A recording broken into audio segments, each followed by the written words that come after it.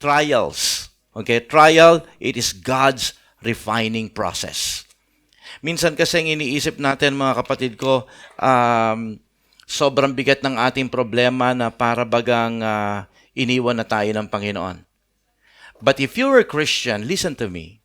If you're a Christian, trials is good for you and for me. Okay? And kung may mga problema tayo, as a Christian, we treat problems as trials. We call it trials. We do not call it as problem. Kung ikaw hindi ka mananampalataya, if you're an unbeliever, you can treat problem as a problem. But we as Christian, we call it trials. Whether it is small or not, any kinds of problems are trials. Why? Because when we approach problem as trials, it's going to be a different ball game. Kasi you will treat that according to what the Bible says. The trials are God's process of refining a Christian. Kasi kapag humarap ang isang Kristiyano sa isang trial, when we're facing different kinds of trials, gusto ko maintindihan natin dito that ang trials po, mga kapatid, ay hindi basta mahirap lang but there's a silver lining when we face trial. The silver lining is God is with us.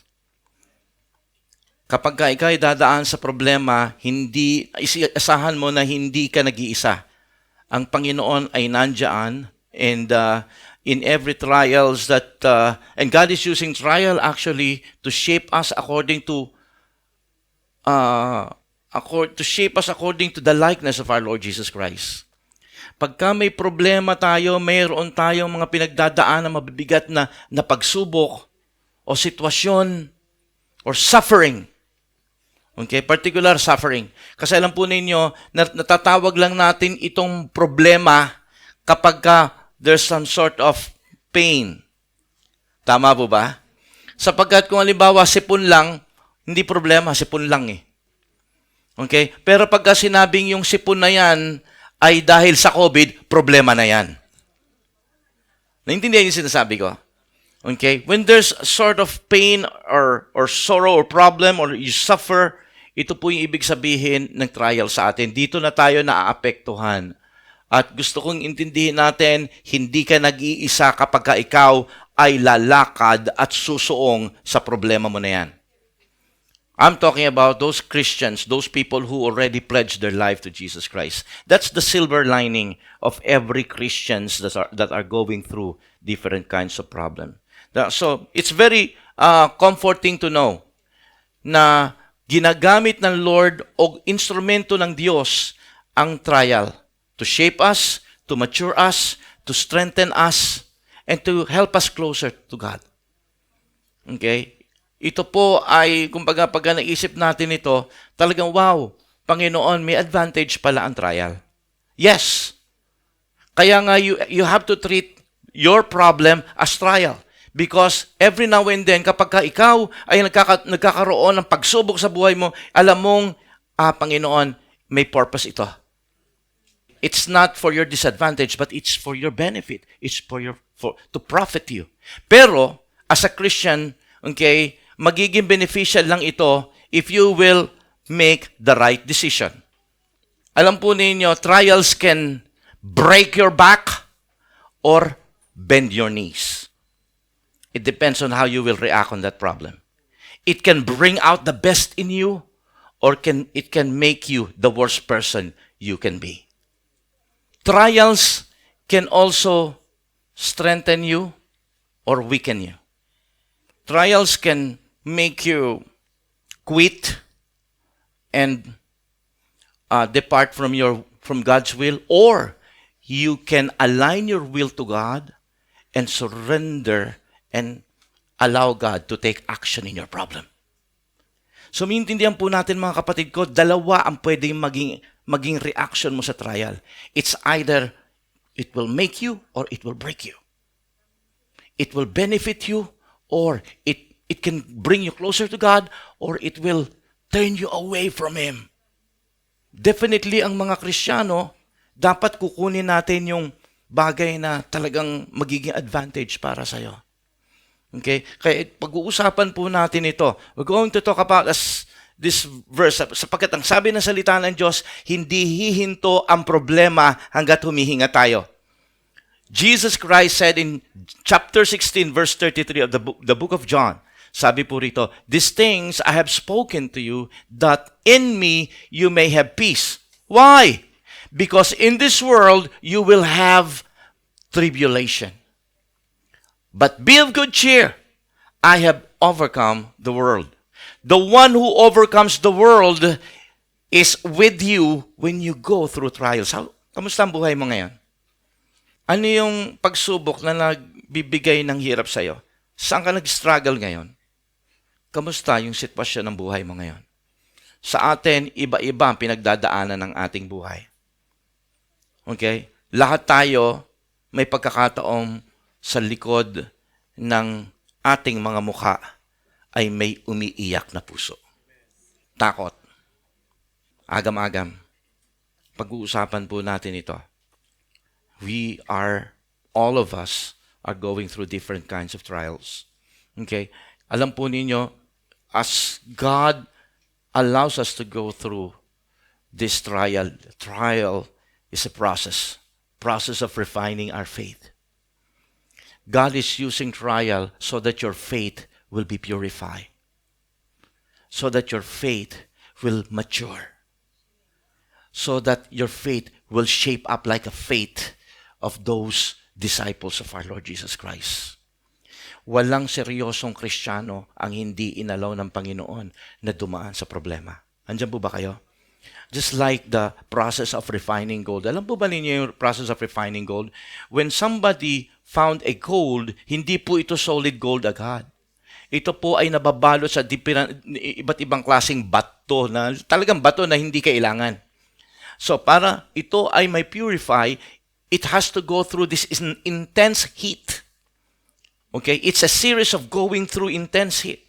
Pagka ito po ay nabuo na, okay, yung jeweler, he will make it sure na wala na itong mga impurities. That's why he will put that gold, that piece of gold, through another series of extreme heat. At alam po ba niyo yung nangyayari dito? When this gold, this rock of gold, will go through this process of extreme heat process, yung pong mga impurities, mga maliliit na mga bato na hindi kailangan, ito po ay it will surface. At ito po ay matyagang meticulously be skimmed out by the jeweler. That's the reason why gold is expensive, because the process is very, very meticulous. Naintindihan po niyo mga kapatid ko? It's hard to make a pure gold. Same with us. Same with your faith. When you become a Christian, ganun din po, God purifies our faith. And in order for us to be purified in our faith, God will allow us to go through this process of extreme heat. And what are the extreme heat that God are using when He wants to purify your faith? You will go through death loss, the death of loved ones, sickness, cancer, or sabihin natin, financial problem. I don't know kung ano yung mga problema natin ngayon or iniwanan ka ni love. Broken hearts. Any kinds of problem or things that will bring pain in your heart. Okay? At kapag kaya na inalaw ng pumasok ka dyan, alam po ninyo, lalabas yung mga impurities ng faith natin. The impurities of faith will surface out at ito yung mga doubts, fears. Okay? Nandyan yung selfishness, nandyan yung pride. Lalabas po yan. And God will skim that out until you are purified. Until yung faith mo na yan will become so pure, okay, na dahil sa faith mo na yan, napipurify yung faith mo na yan, naapektuhan nito yung karakter mo. Nagbabago ka ngayon. So, alam po ninyo mga kapatid ko, your faith and your character has a close relationship. If you want to see a person na mayroong matibay na pananampalataya, tingnan mo ang kanyang karakter. Kung gusto mo namang malaman ang kanyang pananampalataya ay mature, tingnan mo naman yung kanyang karakter. Doon mo titingnan, yun ang bibisitahin mo. Because the way for us to determine, kasi hindi naman natin pwedeng sabihin, yung taong yan ay matibay ang pananampalataya dahil nagpipreach lang. Dahil alam niya ang kapitulo at bersikulo. No, hindi yun ang batayan. Ang batayan ng mature na Christianity is the character. Pag-usapan po natin yan, mga kapatid ko. Okay? So, gusto ko maunawaan natin, the process of God's refining us, hindi nangyayari yan ng isang beses lang. Over and over again, nire-refine tayo ng Panginoon. Because along the way of our Christian journey, minsan nakakasagap tayo ng iba't ibang mga impurities. So, ang nangyayari, ikaw ay patuloy na dadalisayin ng ating Panginoon. That's the reason why ang pagsubok, ang problema sa ibabaw ng mundong ito, nung ikay hindi mananampalataya, ito ay walang silbi sa atin. But when you become a Christian, God is allowing those things to happen sapagkat ang gusto ng Panginoon, magamit niya ito upang magkaroon ka ng magandang pagbabago sa buhay mo. Trial is God's refining process. Now, sabi po ng Romans chapter 5, and this is our verse, our scriptural verse for this Sunday. Sabi po ni Paul, ito po, okay, from verse 3 to verse 5. Not only so, but we also rejoice in our suffering because we know that suffering produces perseverance. Perseverance, character, and character, hope. And hope does not disappoint us because God has poured out His love into our hearts by the Holy Spirit whom He has given us. So makita po natin dito sa verse 3 pa lang, sabi ni Pablo, meron tayong suffering. But tingnan po ninyo sabi ni Paul dito, we also rejoice in our suffering. Wow. What does it mean to rejoice in our suffering? Is Paul crazy saying, I rejoice, I'm happy because I suffer? By the way, the word suffering here in the Greek word, Paul used the word thlipsis, meaning to say it's figuratively and literally. Ang meaning po nito ay pressure. Yeah. Pero hindi po pwedeng gamitin kagad na word na pressure sapagkat hindi magiging maganda yung sentence. Kaya ang ginamit po niya rito ay suffering. Not only so, ibang version, ginamit po ritong version ay tribulation. So may pressure. Ang tribulation po actually came from the word tribulum. Ang tribulum po mga kapatid ko, ginagamit po yan. Yan po ay parang isang gulong na may mga spike. Ginagamit po yan para sa pagliligis ng pagtanggal ng ipa nung kernel ng mga wheat. Okay? Dinudurog niya kaya pag dumaan doon yung ipa ng wheat, talagang may pressure. Yung pressure na yun na magtatanggal ng wheat doon sa covering niya, sa kernel. Now, bakit ko po sinasabi ngayon sa inyo to mga kapatid ko? Kagaya na sabi ko kanina, hindi natin nakukonsider na hindi tayo nagsasuffer, hindi natin nakukonsider na ang problema ay talagang problema kung walang pressure. Kung hindi ka umiiyak, kung hindi ka nasasaktan, kung walang pain, kung hindi ka naapektuhan. If you're not being affected, then that problem is not really a problem for you. Ang tawag nga ng iba dyan, wala yan. Malayo sa bituka yan. Tama po ba? Pero kapag ka ikaw ay hindi na nakatulog, hindi ka na nakakakain, tumutulo na ang luha mo, nanginginig ka na, okay? Pinagpapawisan na ang kamay mo. Gusto kong maunawaan natin, then may pressure.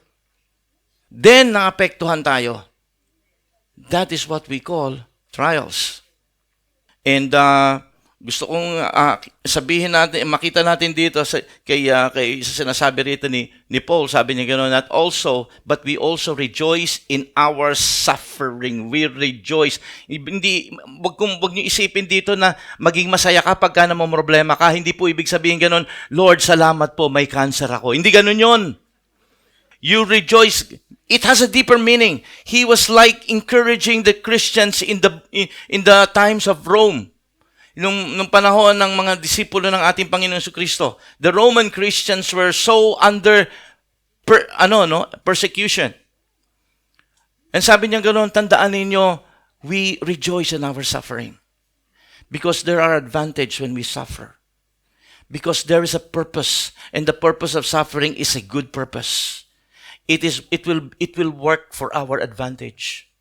Kaya kung ikaw ay namomroblema ngayon at nahihirapan, gusto ko maunawaan po ninyo mga kapatid ko, it's not the time to complain. It's not the time to say, God, bakit ganito? Ibe-blame natin siya sa mga nangyayari. No. Remember na nangyayari yan because God is just allowing those things to happen. Sometimes it's an orchestrated situation ng Panginoon na ibinibigay sa iyo for you to become the kind of person He wants you to be. Because God is preparing you for something bigger. I'm gonna be talking about that more later. Pero gusto kong intindihin natin na ang mga trials is really playing a big part in our Christian life to refine you. Okay? Yung process po ng refining ng gold, kinakailangan ikaw ay magkaroon ng pressure upang hindi para magtiis ka. Kasi tingnan po ninyo ang sabi rito, balikan natin yung verse natin dito, to know that suffering produces perseverance. Kinakailangan daw po mag-persevere. Hindi ibig sabihin nito magtiis ka. Yung perseverance dito talks about the action of faith. It doesn't mean na magtiis ka. Tiisin mo, hindi ganon. Mag-endure mo na. Hindi, ang ibig sabihin niya rito, kailangan natin gamitin dito ngayon ang pananampalataya mo. It's time to put your faith into action. When there's problem going on, kinakailangan mong gamitin dito ang iyong pananampalataya. It's a call to trust in God's promises. It's a call to stand firm, to hold fast. It's the call to keep yourself standing. Lumakad ka. It's the time to move forward. Hindi kinakailangan mabilis, but you have to keep yourself moving forward. It's not the time to think and have a second thought na, ayoko na, Panginoon. No. Kaya sabi niya rito, mga kapatid ko, it needs to produce in us as Christian perseverance. Kaya kung ikaw, you're about to give up, your thoughts are filled with negative thoughts. You're thinking of quitting. You're thinking of stopping. Think again. Naalala niyo yung sinabi ko sa inyo kanina. If you will make the right choice, it will bring out the best in you. But if you, as a Christian, will make the wrong choice, it will break your back. Gusto kong intindihin natin bilang mga anak ng Diyos ngayon na kinakailangan nating mag-persevere. Kinakailangan mong gamitin ngayon ang pananampalataya. Ngayon ang paggamit ng pananampalataya kapag ka ikaw ay dumadaan sa problema. Andiyan po ba kayo, mga anak ng Diyos? Okay? Because, see, suffering is not something to be feared. Suffering is not something to be avoided. It's really part of our Christian life. Gusto kong makita natin dito na ang Diyos talagang inilalagay yan sa harapan natin so that you must endure it. And suffering is there because we have a God na pwede mong hingan at pagkuhanan ng kalakasan. You should always consider that there is a God whom you can take a strength from. He is the source of your strength. Gusto kong maunawaan natin pagka sinabing persevere, ang hindi ito nanggagaling sa lakas mo. Hindi dahil ikaw ay magaling. Hindi dahil ikaw ay may pinag-aralan o ikaw ay pastor. No. Our strength comes from God. Our strength, God is the source of everything that we need to win in this battle. He is the rock. He is the fortress. He is the healer. He is our deliverer. When you feel weak, then He will be the source of your strength. When you feel weary and you're about to give up, God is there to give rest. When you are overwhelmed by fear and worries, God will be your refuge. Gusto kong isipin natin dito bilang mga anak ng Diyos, okay? That kapag ka ikaw ay nanghihina, hindi ka dapat tumingin sa tao. Hindi ka dapat humingi ng tulong sa tao. Hindi ka dapat umasa sa tao.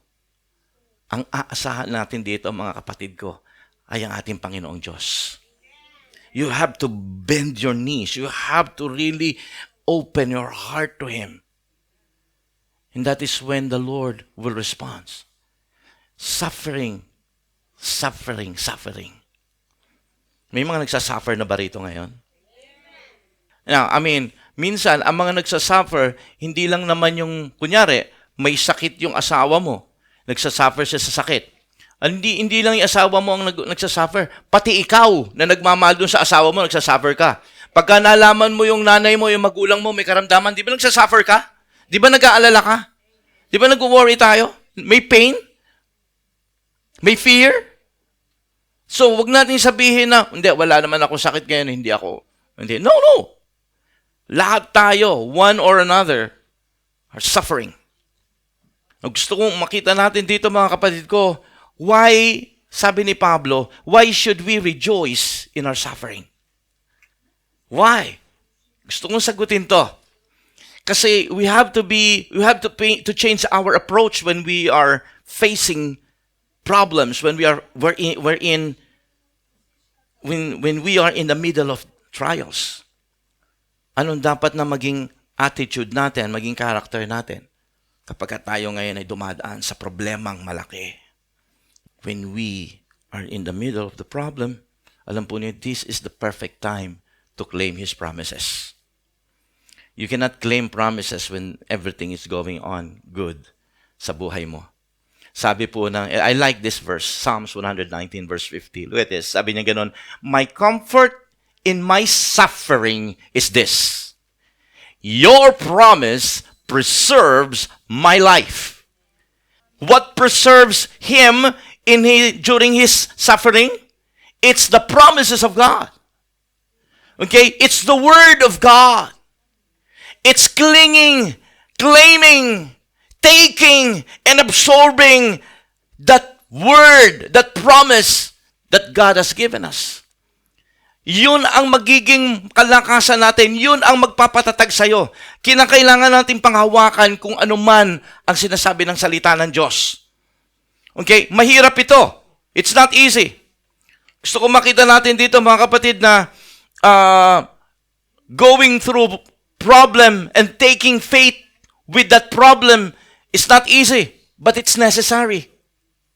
Kapag tayo ay umayon sa kalooban ng Panginoon, hindi sa kalooban natin, sa kalooban ng Diyos, at ginawa nating sumuong doon sa problema na yon, alam po ninyo, ang Diyos ay magbibigay ng kalakasan sa iyo.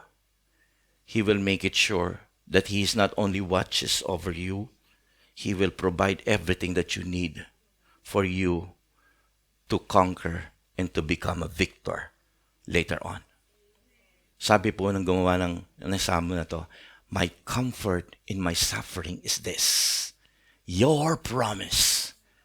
Kaya kung ikaw ay nag-struggle ngayon, it's time to open the Bible. It's time to search every verses that you need so that it will sustain you, so it will bring comfort to you. Ulitin ko, huwag tayong humanap ng comfort sa tao. Masisira ang expectation mo. Sino na yung na-fail ng tao? Pero ang Biblia, minsan napakahirap nga lang pong gawin eh. Kasi ang kinakailangan, alam po ninyo, kung if you want to comprehend the promises of God at i-apply ito, again, it's a matter of faith. Talagang kinakailangan, Lord, totoo ba to? Yes, God, kung totoo ito, Panginoon, alam kong totoo to, pero nagtatanong lang ako, wala namang masamang tanong, Lord. Pero Lord, pinaniniwalaan ko to, aangkinin ko to ng aking pananampalataya. Kahit yung bagay na nakikita ko ngayon, kontra doon sa sinasabi mo rito. Kahit yung approach ng salita ng Diyos dito, kontra yung nararamdaman ko, Panginoon. I will allow my mind and myself to get aligned with this verse na sinasabi mo, Panginoon. Ito po minsan, mga kapatid ko, ang madaling sabihin pero napakahirap gawin. Lalo na kung ikaw ay nasasaktan. But there's no doubt about it. What sustained the psalmist, the one who created the psalm, is sabi niya yun, my comfort in my suffering is this, your promises. It brought comfort in the times na siya ay umiiyak at naguguluhan. Ang sabi niya ganon, it preserves my life. Magtatagumpay ka sa buhay mo na ito. Gusto kong, paano?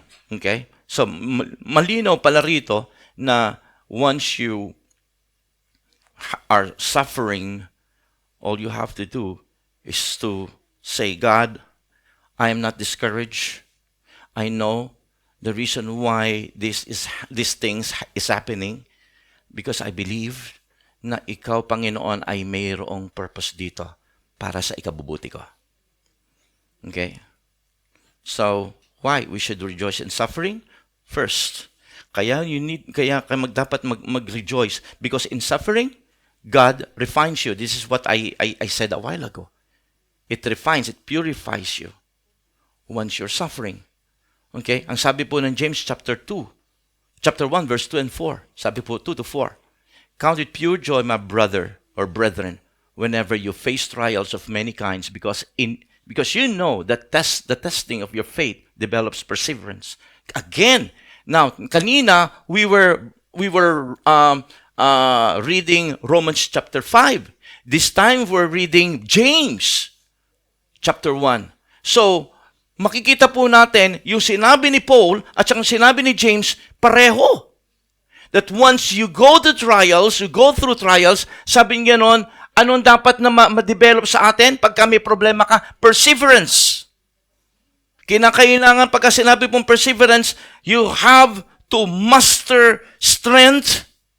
Okay? Again, kagaya na sabi ko, ang perseverance, hindi pagtitiis. It's about acting faith. Putting your faith into action. Kapag may mga problema, kita po ninyo so ulitin natin, sabi, because you know that the testing of your faith, again, there's the word faith, develops perseverance. So ulitin ko, malinaw, dito nilinaw na ni James yung pinag-uusapan natin kanina. It takes faith for you to persevere. Kung gusto ninyong sumuong at lumaban at humarap sa problemang dinadaanan natin ngayon, you are going to use your faith, put it into action.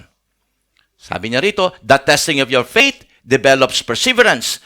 Perseverance must finish its work so that you may be mature and complete and lacking anything. Kanina ang sabi ni Paul, perseverance produces character. So, ibig po sabihin dito mga kapatid ko, yung character na sinasabi ni Paul at yung tawag dito, yung maturity, iisa po yun. Kapag ka nag-mature ang character mo, nagmamature din yung faith mo. Kagaya nga nasabi ko sa inyo kanina, mga kapatid ko, it's easy to spot a mature person. Or it's easy to spot a person that has a mature faith. Just look at the character. Alam po ninyo, because God is more concerned about our character than who we become. Maraming mga tao gusto kagad maging pastor, maging ganito, maging ganyan. Gusto nating itaas kagad tayo. We're praying for bigger ministries. We're praying for bigger building. We're praying to become a successful preacher. Wherein the only thing that they need to pray for is to become mature. Because God is more interested in making us mature than making us who we want to become. Pagdating sa langit, hindi natin pwedeng ipagmalaki naging senior pastor po ako. Sapagkat hindi yon ang batayan. Kung dumaan naman yung mga problema, iba ang approach mo sa mga sitwasyon ng buhay mo. Pagka may mga problema ka sa buhay mo, bumabagsak ang pananampalataya mo. Well, difficult things we experience, sa buhay na ito, mga kapatid ko, big or small, gusto ko maunawaan ninyo, this is not just a freak accident. This is not what other people calls bad luck. No. Many times when you become a Christian, you will see that God is allowing this bad situation to happen in your life. And many times, kagaya nga nasabi ko sa inyo kanina, it's an orchestrated situation that God allows to put in front of you doon sa lugar na nilalakaran mo. Because God wants to root out all those impurities from us. Gusto niyang tayo po ay unti-unting makawangis ng ating Panginoong Diyos. As we go through this trial, we become better equipped to serve others. Andiyan po ba kayo, mga anak ng Diyos? Gusto ng Panginoon na alam mo yung pagdadaanan mo na yan. Gusto ng Diyos na talagang itong bagay na ito ay mapagdaanan mo so that you will understand how to relate with the problems of those people na iahanda sa iyo ng Panginoon para tulungan mo. Gusto niyang magkaroon ka ng sapat na talino upang maibigay mo yung wisdom na natutunan mo nung ikaw ay dumaan doon. Wala nang ibang pinakamagandang paraan para ikaw ay magamit ng Panginoon kung hindi ikaw mismo ay dumaan sa problema na yon at nagtagumpay. Amen? Minsan nagtatanong tayo, bakit kinakailangang mangyari yung mga bagay na yon? Ang hindi mo alam, along the line ng iyong buhay, gagamitin ka pala ng Panginoon sapagkat ikaw ay may alam para doon. Ikaw yung may puso para doon sapagkat alam mo ang hirap ng kanyang pinagdadaanan dahil nadaanan mo yun. I'm telling you, nung araw, pagka nakakita ko ng bata na nagre-rebelde sa magulang, alam po ninyo, sabi ko, kaya nagre-rebelde yung mga bata na yan, may pagkukulang ang magulang. That's my notion. May magpagkukulang ang magulang. Alam po ninyo, dumating sa punto, nangyari sa amin, ng Sister Loy ninyo. Si Kaina, naghangkoki, inayawan niya ang Panginoon, inayawan niya ang pagiging anak ng pastor. Bakit pa daw siya ginawang anak ng pastor? Tumalikod at ginawa mga bagay na hindi mo inaasahang gagawin ng isang anak ng pastor. Sabi ko, Panginoon, bakit wala naman po kami? Pinalaki namin siya sa pag-ibig. Pinalaki namin siya sa salita ng Diyos. Nakita niya kung papaanong kami ay pinamuhay namin ng salita ng Diyos. Lord, saan kami nagkulang? Doon namin naunawaan, hindi na pagkukulang. Sadyang ang mundo na kanyang ginagalawan ang kanyang pinili. So ginawa namin lahat ang pwede namin gawin up to the point in time na wala na kami magawa. Sinuko namin, inalign namin ang aming will sa kalooban ng Panginoon. And then, isang araw, bumalik siya. Humihingi ng tawad. At ang sabi niya, Daddy, Mommy, sorry po. Gusto ko naman balik sa Panginoon. And we prayed, and she went back sa school. Tinapos po niya yung kanyang kinuha. Sen Mongako lang naman po yun, yung cabin attendant, flight stewardess po. Pagkatapos po noon, ay kumuha siya ng test, nag-apply siya sa Japan University sa Tokyo. At nang nakapasa din po siya doon sa study now, pay later plan dahil hindi na po namin kaya. At pagkatapos po noon, nakatapos po siya ng BS Law. At alam po ninyo, para sa kaalaman ninyo, ginagamit din siya ng Panginoon sa ministry natin dito sa translation. At ginamit din po siya ng Panginoon para ayusin po lahat ng papers natin para sa Shukyo Hojin, so that we can be legitimized as a Christian organization, registered Christian organization here in Japan. Para alam po ni pagka ikaw ay recognize at may Shukyo Hojin ka rito, iba po ang tingin sa iyo ng mga Hapon. At tayo po ay magkakaroon ng tinatawag na ng tax-free dahil tayo ay recognized Christian organization ng Japan. Alam po ninyo, ginamit siya ng Panginoon at na-approvean po yung ating application. We've been applying for several years, decades. Pero ginamit po siya ng Panginoon para maayos po lahat ng papers natin. Kaya ngayon po, maghihintay na lang tayo, reporting 3 to 4 years, magkakaroon na tayo ng Shukyo Hojin. Purihin ang Panginoon.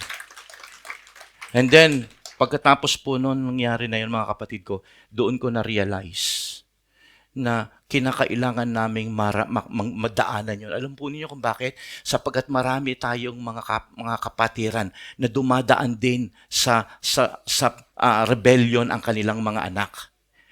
Now, after that, nabibigyan namin sila ng magandang advices, encouragement.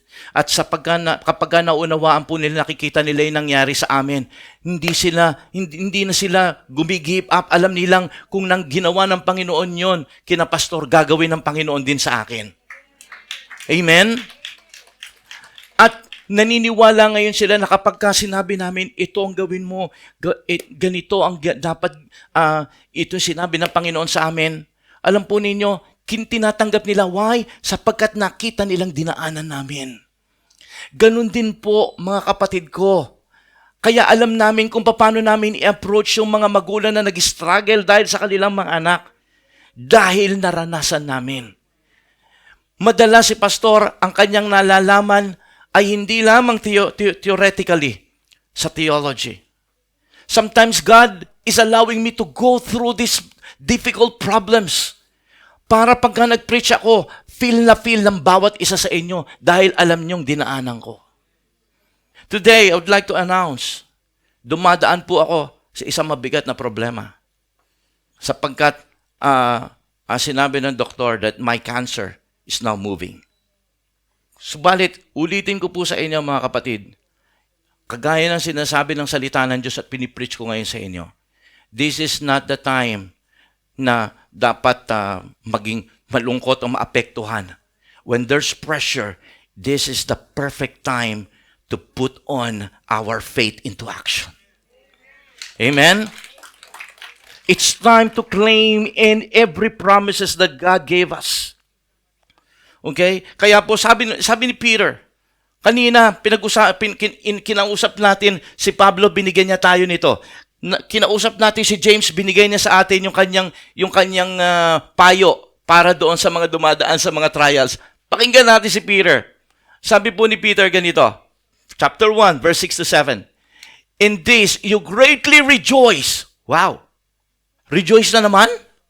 Tuloy natin. Though now, for a little while, you may had to suffer grief in all kinds of trials. Ano sabi rito ni Peter? Peter is now telling us that yung mga trials na dinadaanan natin, sabi niya ganoon, it's just for a little while. It's temporary. It's not permanent. It's just alam po niyo, for a time being. Now, sabi niya sa verse 7, these have come so that your faith of greater worth than gold. Wow. Kanina we're talking about the refining of gold. Sabi ngayon ni Peter, tandaan ninyo, a refined and pure gold is much, much better. Saan? Kung pinumpara niya, doon sa refined faith. Tingnan po natin, ha? Ulitin natin. These have come so that your faith of greater worth than gold. Nakita po ninyo? Binalanse dito ni Peter. Kasi minsan, ang iba sa atin, para sa kanila, sa mata ng isang unbeliever, mas importante yung gold kesa sa pananampalataya. Hello? That's why, pinagpapalit natin ang pananampalataya natin sa maraming iba't ibang mga bagay na ino-offer ng mundong ito. Pero ang sabi ni Peter, ganito. Sabi niya gano'n, these have come so that your faith of greater worth than gold, which perishes, even though refined by fire. Yung gold daw, it will perish. Kahit pa ito daw po ay pinurify, dilalisay ng apoy. May be proved genuine and may result in praise because yung refined faith will result in what? Sabi niya gano'n, in genuine praise, glory, it will result honor to our Lord Jesus Christ. Kapag ang isang tao ay may purified faith, sabi niya gano'n, it will result in glorifying, honoring our Lord Jesus Christ. Nag-glorify. Ano kung bakit? Di ba pagka ikaw ay nagtatagumpay sa trials mo, tatatag ang pananampalataya mo? At dahil tumatag ang pananampalataya mo, lalong lumaki ang tiwala mo sa ating Panginoon, ano nangyayari? Ano nangyayari? Di ba pinupuri mo siya? Haharap ka nga dito sa harapan, pagpapatotoo ka eh. Purihin po ang Panginoon, binigyan na naman ako ng tagumpay ng Panginoon. Pinagaling po niya ako sa aking karamdaman. Amen? It results in glory and praise and honor unto our Lord Jesus Christ. A purified faith. That's why, kung may dinadaanan ka ngayong problema o trials, kagaya na sabi ko, tayong mga anak ng Diyos, ang tawag natin sa problema, trials. Why? Because we know that it's a process that we have to go through. So, maintindihan natin, sinabi ni Paul, I rejoice in my suffering.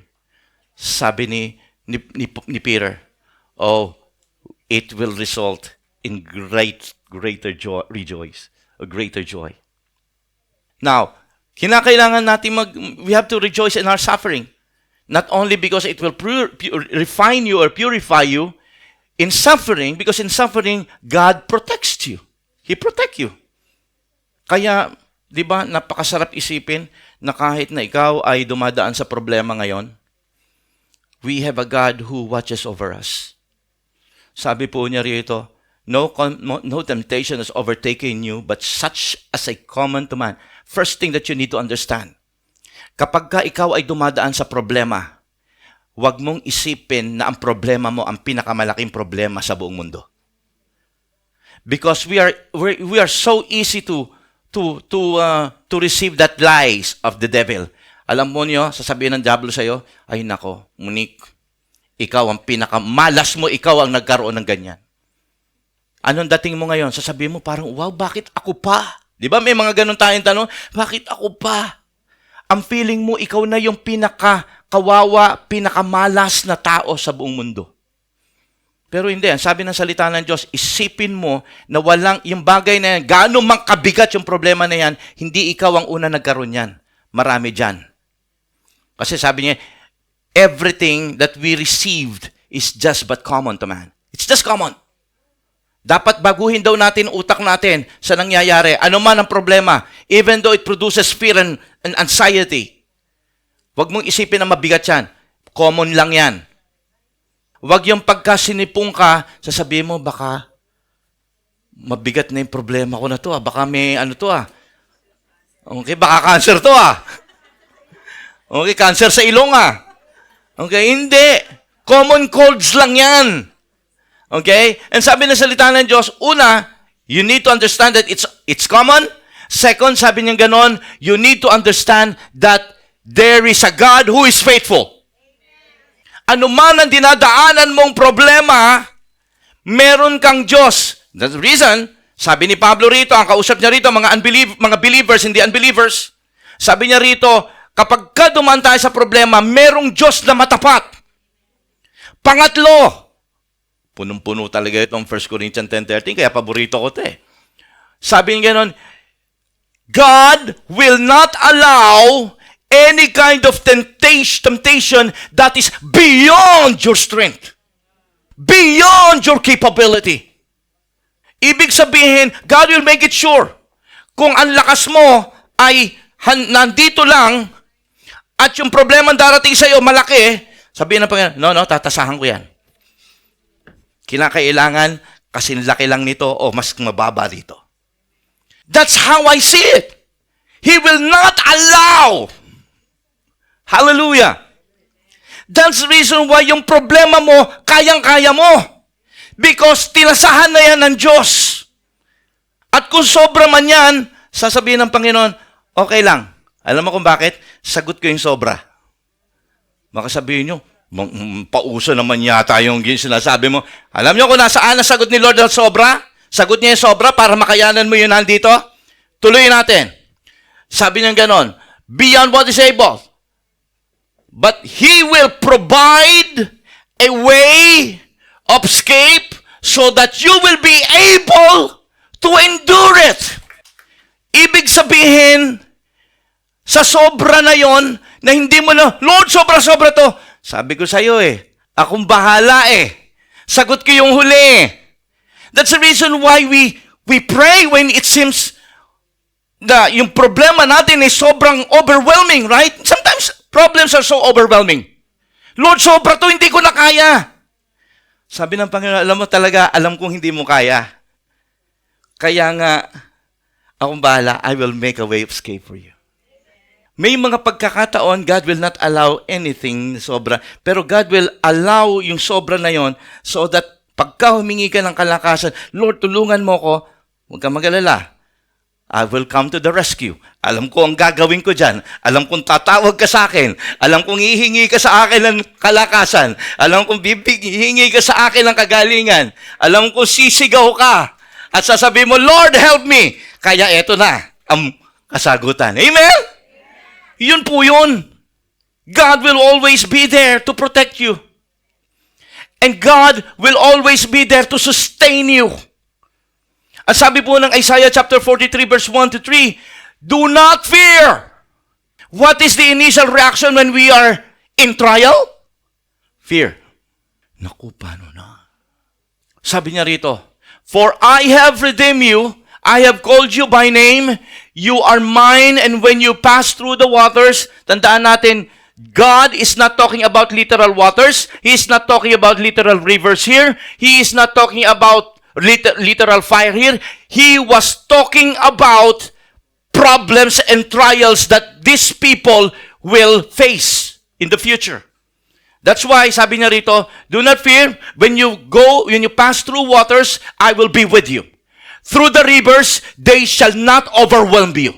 When you walk through the fire, you shall not be burned, and the flame shall not consume you. For I am the Lord your God, the Holy One of Israel. It means that God will not allow anything to happen in your life. God will continue to sustain you. There's a story in the Bible, and you know the story about Joseph the Dreamer. Joseph the Dreamer was the most favorite son of Jacob. So, ito po si Joseph the Dreamer because Jacob was practicing favoritism. All the rest of his older brothers, all 10 of them, get jealous and they get angry against Joseph. To the point that anger became so big that they plotted to kill him. But of course, after some sort of deliberation, yung kuya nilang si Reuben, said, no, we should not kill. Anyway, he's our brother. So, ang ginawa nila, let us just decide to sell him as a slave. And then, magkakapera pa tayo. So, ang ginawa, ilang araw din siya nandoon sa loob ng hukay. He was at the pit, sa isang hukay, isang lungga. And then, nung dumating na yung merchant, binenta siya ng kanyang mga kapatid. And he was sent and sold as a slave in a very strange land called Egypt. He never knew the tradition. He never knew how to speak the language. But he became a slave. And then, he was accused of a false accusation that he was sent to jail. At alam po ninyo, life got so bitter and kumbaga, hindi naging magandang pababa ng pababa. Ang pangit ng buhay ni Joseph the Dreamer. Alam po ba ninyo, buong pagbibinata niya, nasa loob siya ng bilangguan. He was forgotten. Forgotten by his family. He was even forgotten by yung isang akusado na sabi niya, Yamo, pagka na-restore ako sa trabaho ko, sasabihin kita sa amo ko, sa hari. But he was forgotten. For another 10 years, naubos ang kanyang buhay sa loob ng prison house. Until one day, sa isang kumpas ng Panginoon, just one flick of a finger, he became the second most powerful man in that kingdom called Egyptian kingdom. So maintindihan po natin Egyptian Empire na yon. At naging pinaka makapangyarihan tao siya, pangalawa lang kay Haring Paraon. And then we know the story. Yung story po na yan, mga kapatid ko, nagkaroon ng taggutom sa lahat ng paligid sa panahon na yon. Nagkaroon ng drought, nagkaroon ng taggutom, and then sa isang pagkakataon, nakaharap niya ang kanyang mga kuya. This time around, matatanda na ang mga kuya niya. Binigyan niya ng pagsubok itong mga kuya niya. Then he proved to them na yung kanyang mga kuya ay nagsisi sa pagkakagawa nila doon sa kapatid nilang nawala. Naintindihan niya na pinagsisihan na ng mga kuya niya yung ginawa sa kanya. Up to the time na ni-reveal niya ang kanyang sarili. And this is what he said. Genesis chapter 45, 4-8. Do not be distressed and do not be angry with yourselves for selling me here, because it was to save the lives that God sent me ahead of you. So tingnan po natin dito, mga kapatid ko. Sinabi niya rito, naunawaan niya kung bakit pala siya ay kinakailangang maibenta. Kinakailangang siya ay dumaan sa maraming pagsubok, maraming sakit ng damdamin. Alam po ninyo, ngayon, siya ay halos buhay hari na, pangalawa siya ang tagapangasiwa ng Paraon. It may have not looked like that to Joseph when he was at the pit. It may not have looked like that when he was sold as a slave to a strange land. It may not have looked like that when he was falsely accused of rape. It may not have looked like that when he was sent to jail for so many years and forgotten. But he kept on trusting God. He never lose trust in God. Alam po ninyo, sabi siniyar ko ito kahapon sa isang Bible study natin ito doon sa Gunma. Sabi po, kabisado natin lahat, Proverbs chapter 3, 5 and 6. Trust in the Lord with all your heart and lean not unto your own understanding, that in all your ways acknowledge Him first, and He will direct your path. Joseph trusted in God all along. Kahit dumadaan po siya sa gitna ng kanyang mga trials, his trust never fade away. Kahit pa ang tingin niya parang, Lord, ba't ganito? I'm activating my faith, pero Lord, parang ganon, pababa. And then, all of a sudden, tingnan po niyo yung sabi niya ngayon dito. Nung tinaas siya ng Panginoon, sabi niya ganon. Look, sabi niya ganon, kinakailangan mangyari to, sabi niya sa mga utol niya, for God send me ahead of you. So then, it was not you who sent me here, but God. Then he understand that it was all situation orchestrated by God. Ito yung sinasabi ko sa inyo, mga kapatid ko. Nothing happens accidentally. The trials that you're experiencing right now, it doesn't happen accidentally. It's not a freak bad luck. It's not an accident. It is all orchestrated by God. You know why? Because God has a plan for you in the future. Joseph, though he not in his mind, in his imagination, that he will become the second most powerful man in the most powerful empire of his time. Never. First of all, estranghero siya. He's not an Egyptian. But it was all. It has to happen.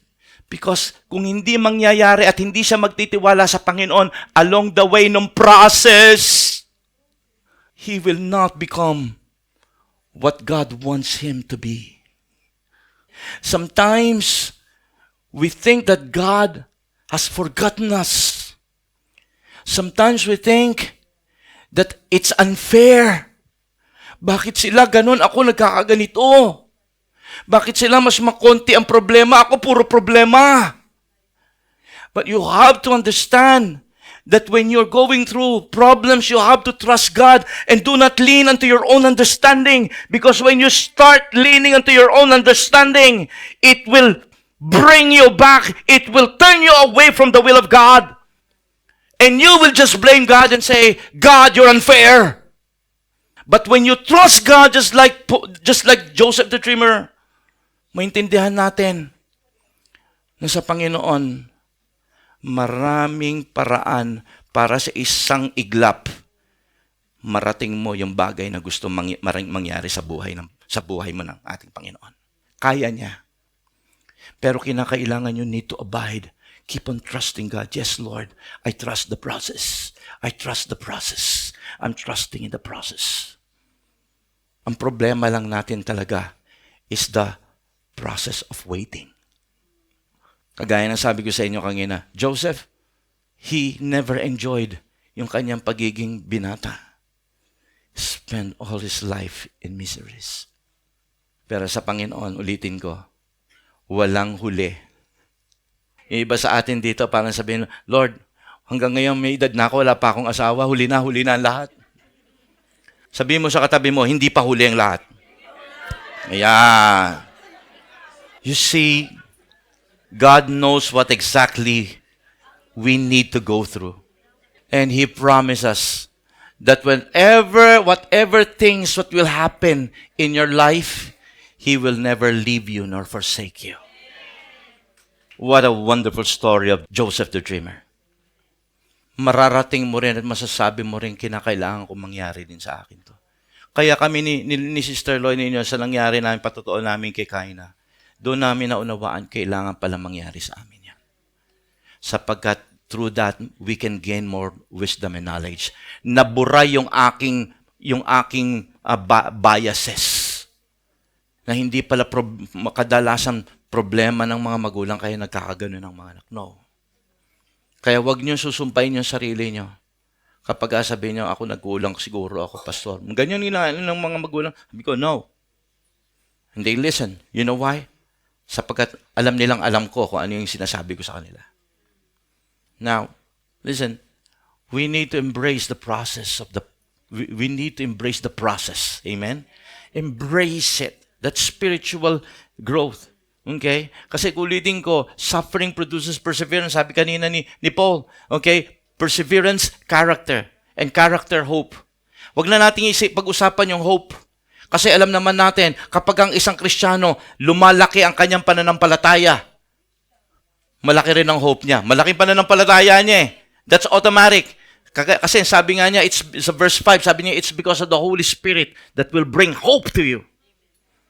Okay? Pero ang importante dito, alam po niyo kung ano? Yung character. Uulitin ko mga kapatid ko, yung perseverance, ito Ang perseverance is not our destination.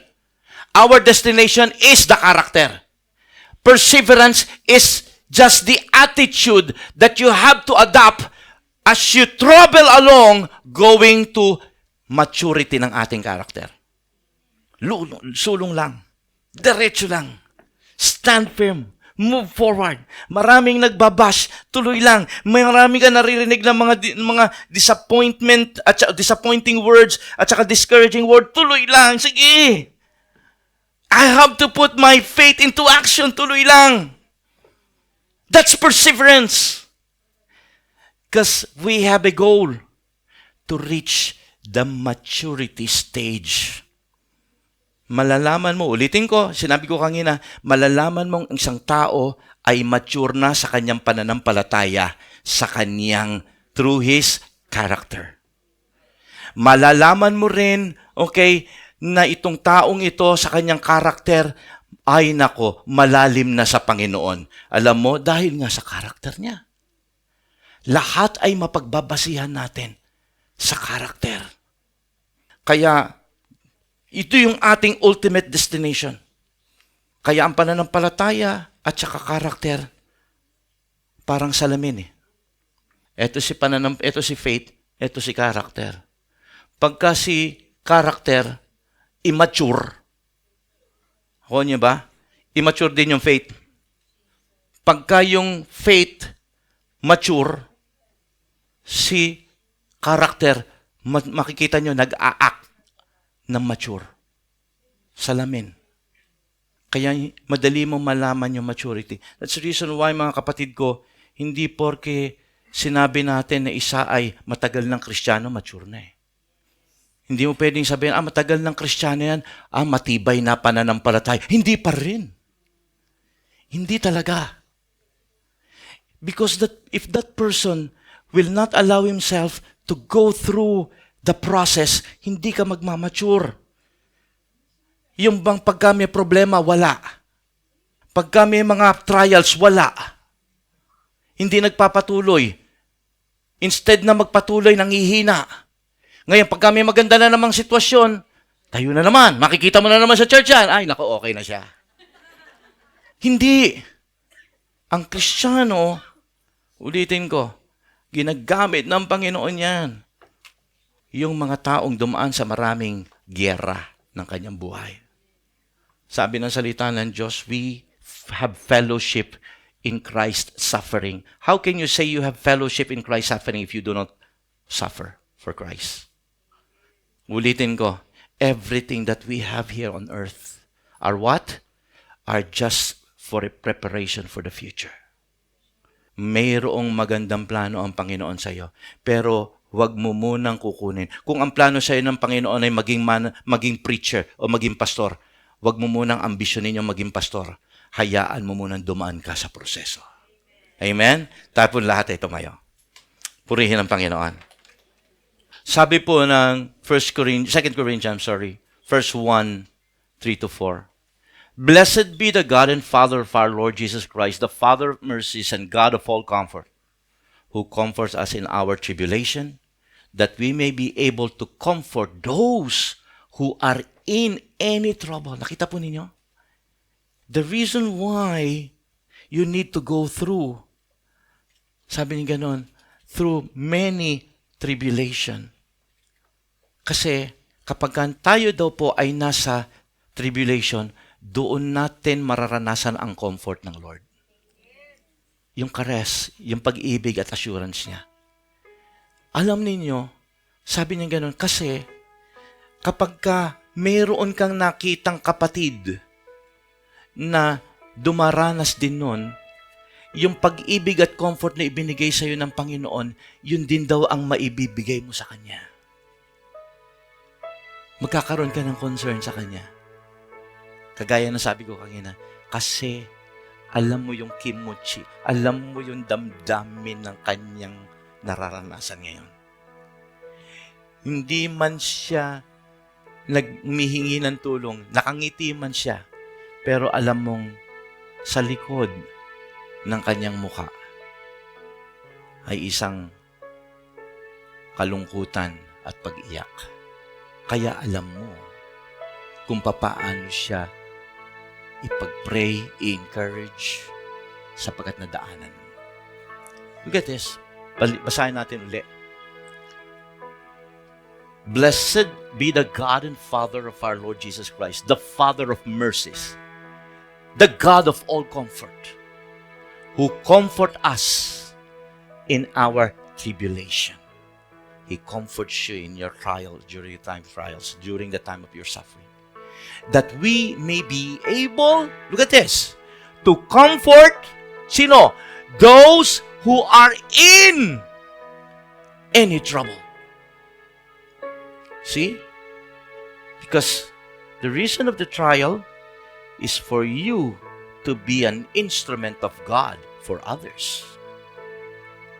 The comfort of God comes not directly from God, but through you.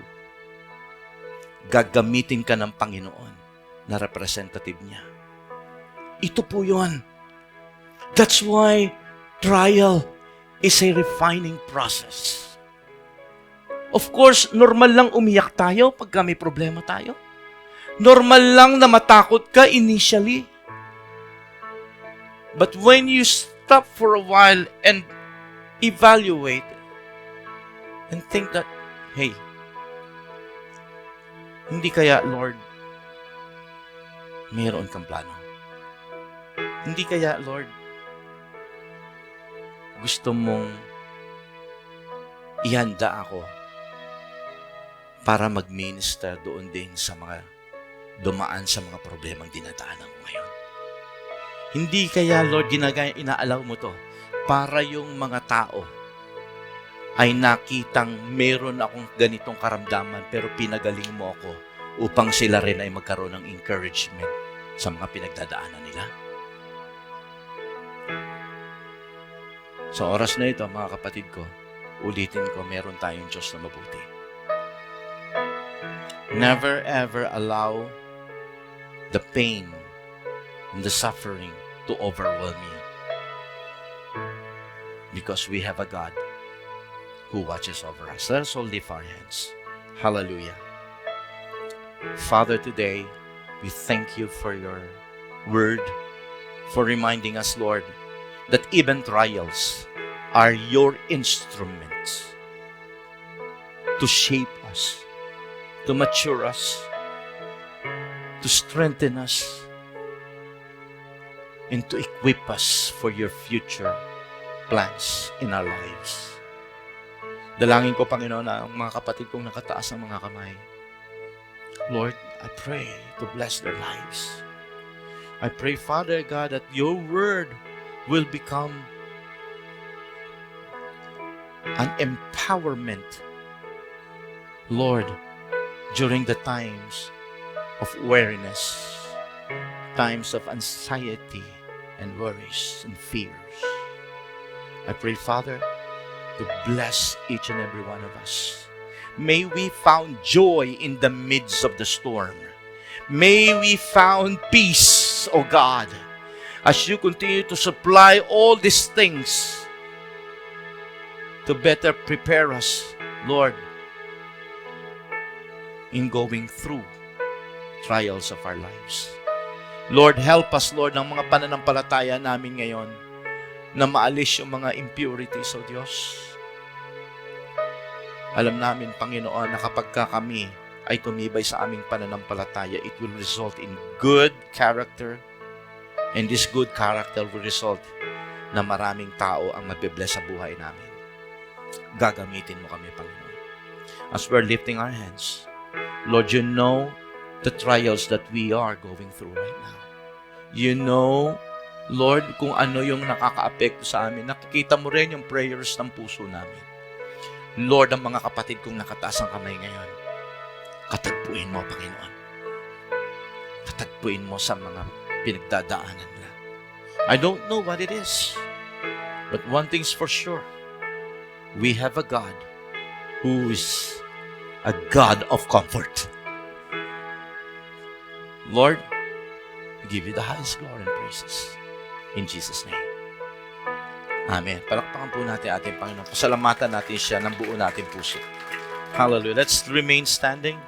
Let me ask all the ushers to bring in all the elements. Dahil alam po ninyo, today is the first Sunday of the month of March. And every first Sunday, tayo po ay mayroong Lord's Supper. And again, it's a perfect time to reminisce and remind ourselves na meron po tayong Diyos na nagsakripisyo para sa atin. He came to seek and save the lost. He came to offer His life so that we will have eternal life in heaven. So let's pray. Panginoon, sa oras nito, we're asking you, Father, to, Lord, forgive us if there's any iota of sins, O God, you can see inside of our hearts. Forgive us, Lord. We humble ourselves before you. We ask you, Father, to wash us by your precious blood and make us worthy to eat the bread and to drink of the cup. Lord, we bless even the elements, Panginoon. Hallelujah. Make it worthy, Father God. Make it, Father, sanctify it, and may this continue to remind us of the love, of the sacrifice that you have done on the cross of Calvary. May it renew our hearts and our love for you, Lord. Hallelujah. Dalangin namin, Panginoon, na hindi mabaliwala ang sakripisyo mong ito, Panginoon, sa pamamagitan ng aming paglilingkod sa iyo. God, we pray all of this in the mighty name of Jesus. Amen. Hallelujah.